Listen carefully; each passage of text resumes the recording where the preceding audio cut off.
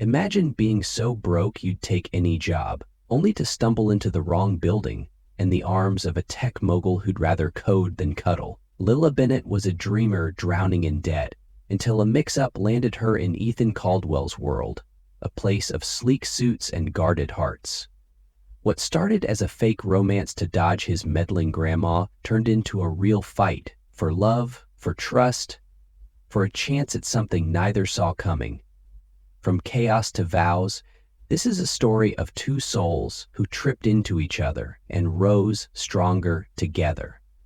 Ready for a tale that proves the best love stories begin with the worst mistakes? What if the worst mistake of your life turned out to be the best thing that ever happened to you? That's exactly what went down with Lila Bennett, a 25-year-old graphic designer fresh out of college, broke and desperate for a job. It was a scorching Tuesday afternoon in July, and Lila was trudging through the city, her sneakers sticking to the pavement, her hair plastered to her forehead from the heat. In her hand was a crumpled resume, with a faint smudge of ketchup from a diner mishap earlier that day. She was on her way to an interview at Caldwell Creative, a small design studio she'd found online. The listing promised a steady paycheck, flexible hours, and a chance to finally put her degree to use. She'd checked the address 3 times, 1457 Weston Avenue, easy enough. After an hour of walking, because who can afford a cab when your bank account's screaming for mercy, Lila stopped in front of a towering glass building that gleamed like it belonged in a sci-fi movie. The sign at the top read Caldwell Tech. She squinted up at it, shielding her eyes from the sun. "Wow, this studio's doing better than I thought," she muttered to herself. "They must have landed some huge clients to afford a place like this, probably designing logos for NASA or something." She shrugged, smoothed out her resume, and marched inside, her confidence wobbling but her determination locked in. The lobby was all sleek marble and sharp edges, with people in suits buzzing around like they had somewhere important to be. Lila felt a little out of place in her thrift store blazer and slightly faded jeans, but she plastered on a smile and approached the receptionist. The woman behind the desk looked like she'd been carved from ice. Zero warmth, zero nonsense. "Name?" she asked, barely glancing up from her screen. "Lila Bennett," Lila said, holding out her resume like it was a peace offering. "I'm here for the interview." The receptionist didn't even blink. She typed something, handed Lila a visitor badge, and pointed to the elevators. "Floor 12, room 4B. They're waiting." Lila nodded, trying to mimic the receptionist's cool vibe, but inside she was screaming, "Yes, I'm in!" She rode the elevator up with a pack of suit-wearing strangers clutching her badge like it was a golden ticket. When the doors dinged open, an assistant with a clipboard ushered her into a glass-walled meeting room. "Wait here," the assistant said. "Mr. Caldwell will be with you shortly." Lila sat down, tapping her foot nervously. "Mr. Caldwell, fancy name for a studio boss. Bet he's got a corner office full of sketch pads and coffee stains." A few minutes later, the door swung open, and in walked the most intimidating guy she'd ever seen. Tall, mid-30s suit that probably cost more than her rent. His dark hair was neatly combed back, and his hazel eyes locked onto her like he could see straight through her bullshit. This was Ethan Caldwell, CEO of Caldwell Tech, not some artsy studio owner, but a tech mogul running a global empire of AI software. Lila didn't know that yet, though. "Name?" he asked, sitting across from her, his voice smooth but clipped as he scrolled through a tablet. "Lila Bennett," she said, flashing a grin she hoped looked professional. "Graphic designer. I'm your girl for logos, layouts, anything visual. I've got a knack for turning chaos into art, comes with the territory." Ethan raised an eyebrow, glancing at her resume. "Caldwell Creative, huh? Tell me about your experience." "Oh, I'm all about creativity under pressure," Lila said, leaning forward. "I can whip up a design in Photoshop faster than you can say deadline. I've fixed crashed laptops, wrestled with printers that hate me, and I make a mean latte art if you need a caffeine boost. It's all about multitasking, right?" Ethan's lips twitched, like he was fighting a smirk. He set the tablet down and folded his hands. Lila, you're in the wrong building. Caldwell Creative is a tiny design shop 2 blocks south, next to the laundromat. This is Caldwell Tech. We build AI software, not mood boards. Her stomach dropped. Wait, what? You're not... Oh, no. She slapped a hand to her forehead, laughing nervously. So I just walked into a random skyscraper and pitched myself to a stranger? That's a new low, even for me. Not random, Ethan said, his tone dry but curious. You walked into my company, and now you're here, trying to convince me you're qualified for... what, exactly? Lila straightened up, her brain scrambling. Okay, hear me out. I'm adaptable. You need someone to organize stuff? I can color code your files. Answer phones? I've got a voice that screams, trust me. Need a logo for your AI thing? I'll doodle it on a napkin right now. I'm a walking Swiss Army knife. Slightly scratched up, but I get the job done. Ethan stared at her, unblinking, like he was trying to figure out if she was a genius or a train wreck. Then he leaned back in his chair. You're bold. Reckless, maybe, but bold. Most people would have bolted the second they realized their mistake. Bolting's not my style, Lila said, shrugging. I trip, I fall, I get back up. It's how I've survived this long. He tapped his fingers on the table, studying her. Tell me why I should hire someone who can't even find the right address. Lila took a deep breath, dropping the jokes for a second. Because I'm hungry for this. Not just the paycheck, though, yeah, I need that, but a chance to prove I'm more than a mess with a degree. Give me a shot, and I'll work harder than anyone you've got. The room went quiet. Ethan's gaze softened, just a flicker, before he stood up. Start tomorrow, 8 a.m., personal assistant, office next to mine. Don't screw it up on day one. Lila blinked, her jaw dropping. Wait, seriously? You're hiring me? Apparently, he said, already heading for the door. And Lila? Wear something that doesn't look like it survived a food fight. She sat there stunned as he walked out. The badge in her hand felt heavier now, like it was proof she'd just stumbled into something way bigger than she'd ever imagined. Either she was the luckiest girl alive, or Ethan Caldwell was crazier than she was. Maybe both. Lila's first week at Caldwell Tech was a whirlwind of coffee runs, misplaced memos, and trying not to gawk at the fact that her desk had a view of the city skyline. She'd gone from scraping by on instant noodles to scheduling meetings for a guy who probably owned half the tech world. Ethan was intense, always in a suit, always on a call, always looking like he'd rather be crunching numbers than talking to humans. But every now and then she'd catch him smirking at her chaos, like when she accidentally scheduled a strategy session with the janitor instead of the sales team. Creative staffing, she'd quipped, and he'd just shaken his head. By Friday, she was starting to get the hang of it. Sort of. She was sorting Ethan's inbox, humming a random tune, when he called her into his office. Lila, sit down, he said, his voice low and serious. She plopped into the chair across from him, bracing herself. Great.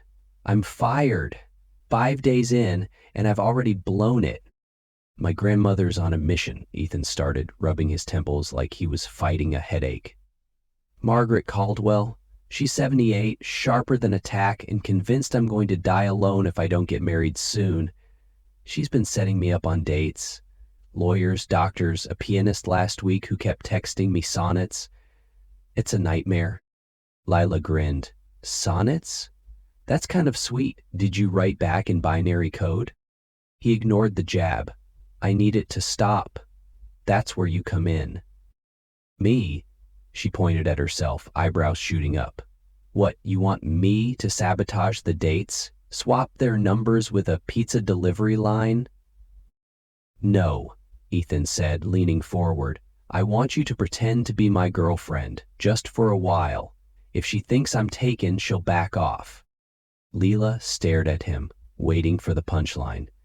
When it didn't come, she burst out laughing. You're kidding, right? Me? Your girlfriend? I'm the girl who spilled toner on your rug yesterday. I'm not exactly CEO wife material.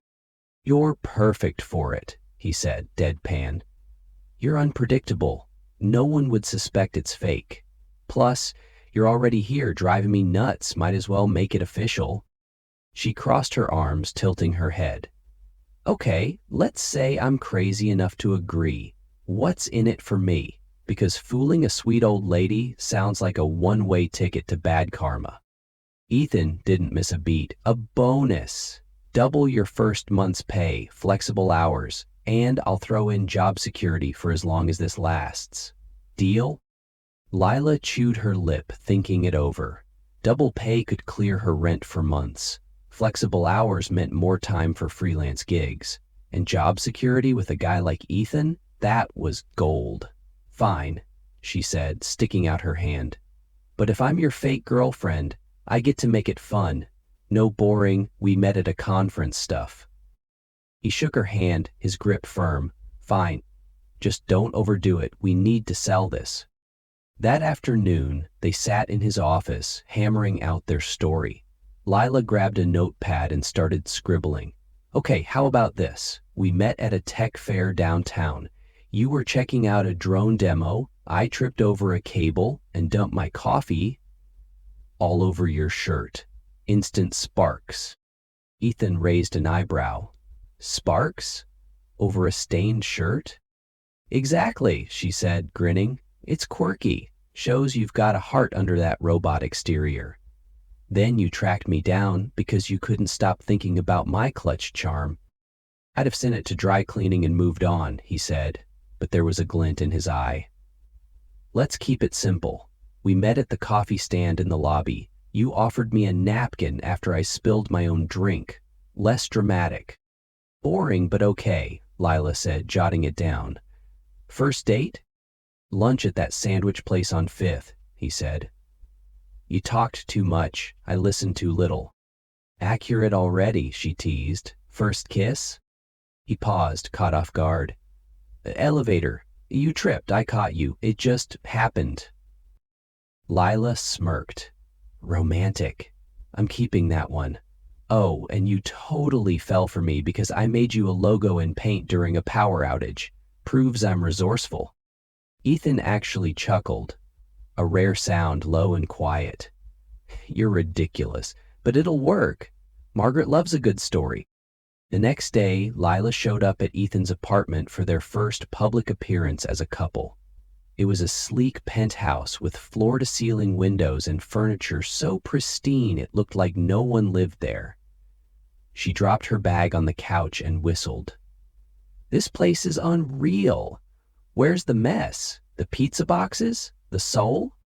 I like order, Ethan said, adjusting a perfectly aligned picture frame. You're the chaos, apparently. Proud of it, she shot back, flopping onto the couch. So, when do I meet the famous Margaret? Tomorrow, he said, family dinner. She's already asking about you. I told her you're a designer who's spirited. Spirited, Lila repeated, laughing. That's one way to say hot mess. All right, I'll bring my A game, but if she asks about our future wedding, I'm blaming you. That night, Lila stayed up late sketching their fake love story in her notebook. Little doodles of coffee cups, elevators, and Ethan's grumpy face softening into a smile. She didn't know it yet, but those doodles were the first sign that this crazy plan might blur the lines between pretend and real.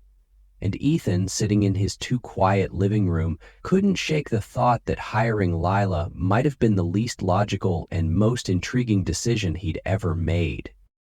The fake relationship kicked off with a bang at Margaret's family dinner.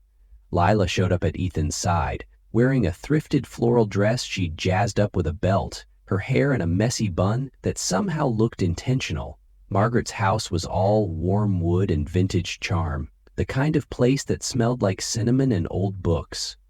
The second they walked in, Margaret, a tiny woman with sharp eyes and a sharper tongue, grabbed Lila's hands. So, you're the one who's tamed my grandson, she said, sizing her up. Spirited, huh? I like that. Lila grinned. Oh, I don't tame, ma'am. I just keep him on his toes. He's still figuring out how to keep up. Margaret cackled, patting Ethan's arm. She's quick. You've met your match, boy. Ethan just nodded, his face neutral, but Lila caught the faintest twitch of a smile. Dinner was a blur of roast chicken, too many questions, and Lila spinning their fake story like a pro. He caught me when I tripped in the elevator, she said, nudging Ethan. Total rom-com moment. I knew he was a keeper. Margaret ate it up, and by the end of the night, she was sold. Ethan drove Lila home in silence, but when she hopped out, he muttered, "You're good at this. Too good." Things got trickier when Ethan suggested Lila move into his penthouse. "Margaret's suspicious," he said one morning, leaning against her desk at work. "She keeps asking why you're not around more. Living together sells it better." Lila balked at first. Leaving her cramped studio for his sterile palace felt like stepping into a parallel universe. But the bonus pay tipped the scales. She showed up that weekend with a beat-up suitcase, a sketch pad, and a cactus she'd named Spike. "Spike, meet my emotional support plant," she said, setting it on his spotless counter. "Don't kill it." Ethan eyed it like it might attack him. "No promises. Rules: no touching my laptop, no rearranging my shelves, and keep the noise down." "Deal," Lila said, "but I'm adding one. No judging my midnight snack runs. You'll thank me when I share the cookies." He didn't argue, which she took as a win. Living together was weirdly seamless. Lila brought chaos to Ethan's order. Her sketchbooks littered the coffee table, her playlists filled the mornings with lo-fi beats. Ethan grumbled about it, but he never told her to stop. One night, she caught him humming along to her music while making coffee. "Caught you," she teased, leaning in the doorway. "You're secretly a vibe." "It's stuck in my head," he said, turning away fast. "That's all." But she saw the red creeping up his neck, and it made her stomach flip. The lines started blurring fast. At work, she'd leave doodles on his desk. Little cartoons of him as a grumpy robot with a heart scribbled inside. He'd roll his eyes, but keep them in a drawer. At home, they'd bicker over dishes, then end up watching late-night documentaries on the couch, her feet accidentally brushing his. Once, she fell asleep mid-movie, her head tipping onto his shoulder. Ethan froze, debating whether to wake her, but he didn't. He just sat there, her soft breathing louder than the TV, and realized he didn't mind. Then Ryan showed up. Ryan Harper, Lila's old college buddy, now a hotshot designer with a beard that screamed, "I'm artsy and I know it." He swung by Caldwell Tech one afternoon, all grins and nostalgia, asking Lila to grab lunch. "Heard you're killing it here," he said, hugging her in the lobby. "Let's catch up. I've got a freelance gig you'd crush."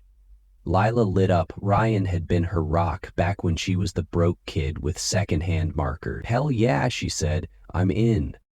Ethan watched from his office window, his jaw tight. When Lila got back, laughing about Ryan's dumb college stories, he couldn't help himself. "Who's the guy?" he asked, pretending to focus on his laptop. "Ryan," she said, tossing her bag down. "Old friend. He's pitching me a side project." "Why, you jealous?" "No," Ethan said, too fast.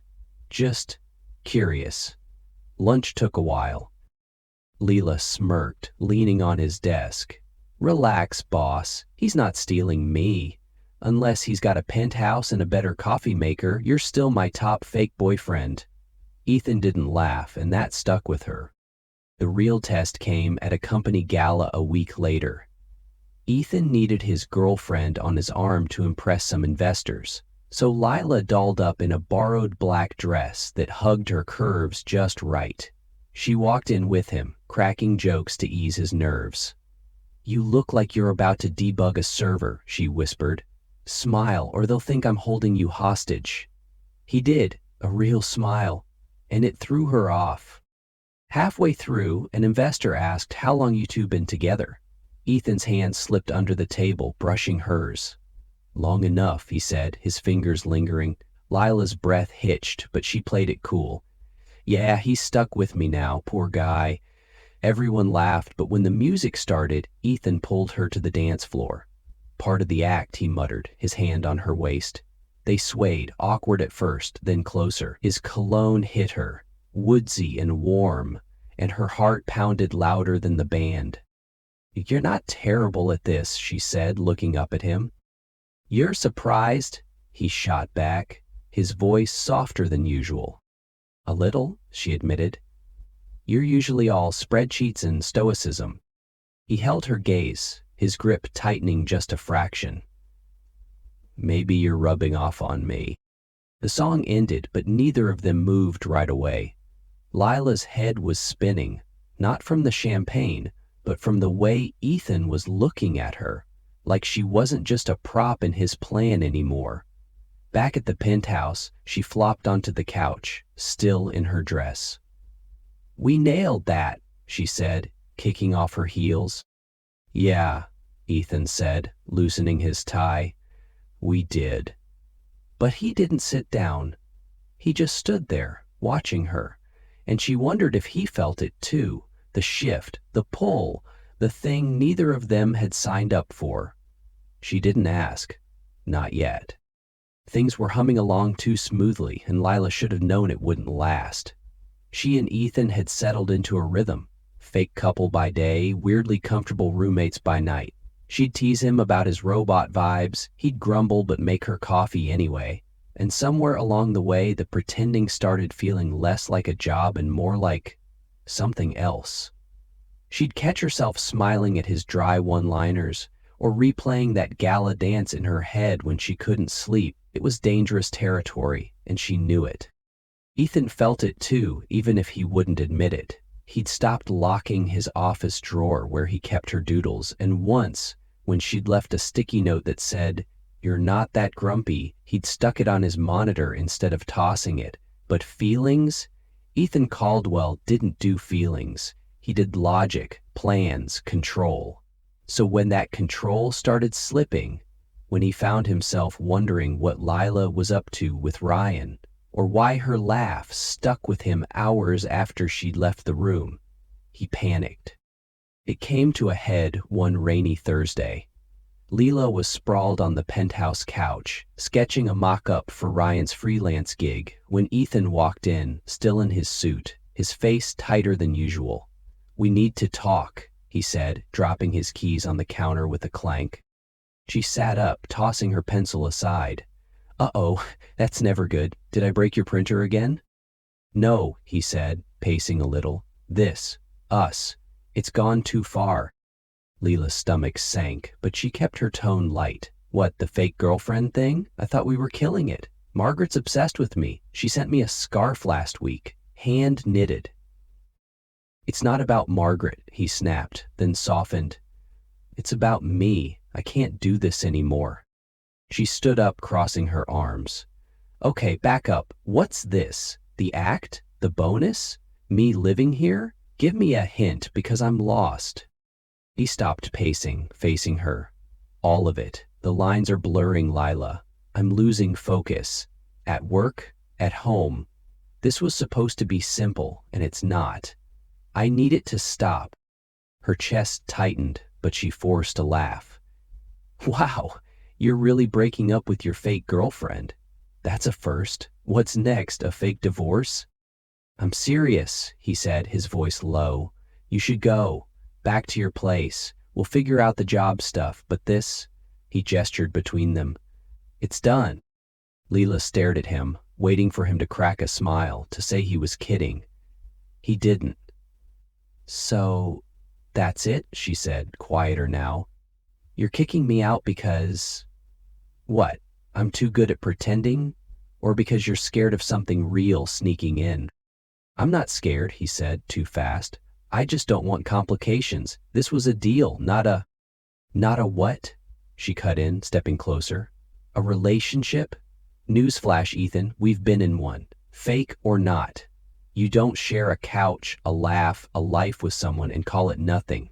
But fine, you want simple? I'll make it simple. She stormed to her room, yanking her suitcase from the closet. Ethan didn't follow, just stood there, hands in his pockets, staring at the floor. 20 minutes later, she was packed. Spike the cactus, her sketch pads, that stupid scarf from Margaret. She paused in the living room, scribbling a note on a napkin. "Thanks for showing me I'm worth more than I thought. Take care, robot man." She left it on the counter and walked out, the door clicking shut behind her like a full stop. The next week was a haze. Lila crashed back at her old studio apartment, the one with the leaky faucet and the neighbor who blasted metal at 3 a.m. She kept her job at Caldwell Tech, remote now, all Ethan, but it felt hollow. She threw herself into Ryan's project instead, designing banners and logos until her eyes burned. Ryan noticed her quiet streak over lunch one day. "You okay?" he asked, pushing a fry her way. "You're off, like zombie off." "Just tired," she lied, forcing a smile. "Big week." He didn't buy it, but he let it slide. Meanwhile, Ethan was unraveling. His penthouse felt like a museum, cold, empty, too damn quiet. At work, he snapped at people over nothing, skipped lunch, stared at her empty desk like it was mocking him. Margaret called one night, her voice cutting through his fog. "Where's Lila? She hasn't answered my texts." "It's over," he said, flat. The act, the deal, all of it. Silence. Then, "You're an idiot, Ethan Caldwell." He bristled. "It was fake, Grandma. You knew that." "Did I?" she said, and he froze. "I've known it was a setup from the start, boy. I played along to see if you'd wake up. Leela's the best thing that stumbled into your life, and you let her walk out because you're too stubborn to feel anything. Bravo." Ethan's mouth went dry. "You knew?" "Since day one," Margaret said. "I'm old, not blind. She made you laugh, really laugh. For the first time in years, and now she's gone, shining somewhere else. I invited her to the company's charity event next week, thought you should know." She hung up, leaving him reeling. Margaret had played them both, and he'd fallen for it, hook, line, and sinker. The next day, he found Lila's napkin note in his kitchen drawer, reading it until the words blurred. He'd screwed up, bad. But seeing her at that event, that was his shot. The night of the charity gala, Ethan showed up in a black suit, nerves buzzing. The room was packed, execs, donors, flashing cameras. Then he saw her, Lila, in a deep green dress, hair loose, directing a team setting up a display she'd designed. She was glowing, confident, alive, everything he'd dimmed by pushing her away. He stayed back, watching her work, then grabbed a pen and a program flyer. He wrote, "I was wrong. Love's not a system I can debug. If you'll give me a chance, I want this for real. He handed it to a passing intern. "Get this to Lila Bennett. Now." Lila unfolded it mid-conversation, her eyes scanning the words. She looked up, searching the crowd, but Ethan was already slipping out the door. He'd laid his cards down. It was her move now. Leela stood there in the middle of the charity gala, the crumpled flyer trembling in her hands. Ethan's words stared back at her, raw, messy, real. "I was wrong. Love's not a system I can debug. If you'll give me a chance, I want this for real." Her heart slammed against her ribs, a mix of hope and hurt crashing through her. She scanned the room, her green dress swishing as she turned, but he was gone. Typical Ethan, drop a bomb and vanish. She shoved the note into her pocket and got back to work, barking orders at the setup crew, but her mind was a million miles away. The next morning, she woke up in her dingy apartment, the faucet dripping like a metronome. She'd barely slept, replaying that note, the gala, the way Ethan's hand had felt on hers all those weeks ago. She wanted to be mad. He'd pushed her out after all, but the ache in her chest wasn't anger. It was something softer, something she couldn't shake.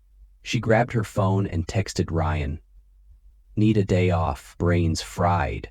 Then she pulled on a hoodie, stuffed Ethan's note in her pocket, and headed to Caldwell Tech. The lobby felt different now, less intimidating, more familiar. She flashed her old badge at the receptionist, who didn't even blink, and rode the elevator to the 12th floor. Ethan's office door was cracked open and she peeked in. He was there, hunched over his desk, tie loose, looking like he hadn't slept either. Papers were scattered, unusual for Mr. Control Freak. She knocked lightly. "Hey." His head snapped up, eyes wide. "Lila, what are you—" She stepped inside, cutting him off. "Got your note." Pretty bold for a guy who hates surprises. He stood, hands fidgeting like he didn't know what to do with them. "I meant it, every word." "Yeah," she crossed her arms, leaning against the door frame. "Because last time we talked, you said this," she waved a hand between them, "was too complicated. Now it's not?" "It is," he said, stepping closer. "It's a mess. I'm a mess. But kicking you out didn't fix it. It made it worse. I miss your chaos, your doodles, the way you make me laugh when I don't want to. I thought I could shut it off, but I can't." Lila's throat tightened. "You hurt me, Ethan. You don't get to just flip a switch and expect me to jump back in." "I know," he said, his voice breaking a little. "I'm not asking you to forget it. I'm asking you to let me try, really try. No contracts, no pretending, just us." She studied him, the shadows under his eyes, the way he looked at her like she was the only thing in the room that mattered. She pulled the note from her pocket and held it up. "This says, for real. You sure you can handle that? Because I don't do halfway." He closed the gap, stopping just short of touching her. "I'm sure. More than I've ever been." Lila let out a shaky breath, then nodded. "Okay, but we're starting slow. And you're buying me coffee first." A grin broke across his face. Small, but real. Deal. They didn't jump back into everything overnight. It took weeks. Coffee dates, late-night talks at his place, her slowly moving Spike and her sketch pads back in. One evening, at a family dinner with Margaret, Ethan pulled Lila aside on the balcony. The city sparkled below, and he looked nervous, which wasn't like him. "I've got something," he said, fishing a tiny box from his pocket. Inside was a ring, simple and silver, with a USB drive charm dangling from it. Lila laughed, tears pricking her eyes. "A USB, you nerd." "It's us," he said, slipping it onto her finger. "Tech and chaos. Lila Bennett, will you marry me?" She threw her arms around him. "Yes, you wonderfully weird man. Yes." The wedding happened 2 months later in a tech-inspired garden outside the city. String lights twinkled, screens flashed their doodled love story, and Margaret sat front row in a purple hat, smirking like she'd orchestrated it all, which, honestly, she had. Lila walked down the aisle in a flowing dress, her mom beaming beside her. Ethan took her hand, whispering, "You're still the best mistake I ever made." Their vows were short, but Lila said, "I stumbled into your world and found a home. I'll keep shaking you up if you keep grounding me." Ethan replied, "You taught me love's not a code to crack, it's a leap. I'm jumping with you always." They kissed, the crowd cheered, and Margaret dabbed her eyes, muttering, "About damn time." Life after was messy and perfect. Lila freelanced with Ryan, Ethan loosened up at work, and their penthouse became a mix of his order and her art. They fought over dumb stuff like whose turn it was to water Spike, but always ended up laughing. One night, curled up on the couch, Lila traced the USB on her ring and said, "We're a hell of a story, huh?" "The best," Ethan said, pulling her close. From an expert's view, relationships like theirs defy the odds. Psychologists say accidental bonds, ones born from chaos, not plans, often stick because they're raw, unfiltered. Lila and Ethan didn't choose each other. They collided, and that's why it worked. Data backs it up. Couples who face unexpected hurdles early tend to build stronger trust. Their twisty path proves love isn't a straight line, it's a glitch that rewrites the whole damn program. And here's the kicker. Margaret confessed at the reception, over a glass of champagne, that she'd swapped the job listings online herself. Knew you two needed a shove, she said with a wink. Lila and Ethan just stared, then burst out laughing. Turns out the wrong place was the right one all along, because a meddling grandma rigged it that way.